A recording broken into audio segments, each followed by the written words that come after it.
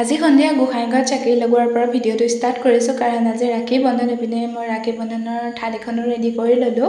তো আমাৰ ফালৰ পৰা আপোনালোক সকলোকে ৰাখী বন্ধন বহুত শুভকামনা।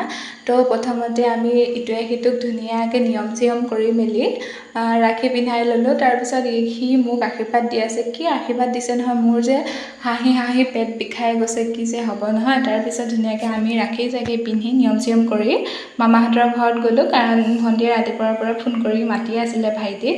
তাৰপিছত তাইও এয়া ধুনীয়াকৈ ৰেডি কৰি থৈছে আৰু ভাইটিক ধুনীয়াকৈ ৰাখী পিন্ধালে। তাৰপিছত এই টিকলাটোকো ধুনীয়াকৈ ৰাখী পিন্ধাই দিলে। তাৰপিছত মামাহঁতৰ ঘৰৰ পৰা আমি গ'লোঁ ডাঙৰ মামাহঁতৰ ঘৰত। তো ধুনীয়াকৈ আমি সকলোৱে তাত আছোঁ, চাহ তাহ খালোঁ।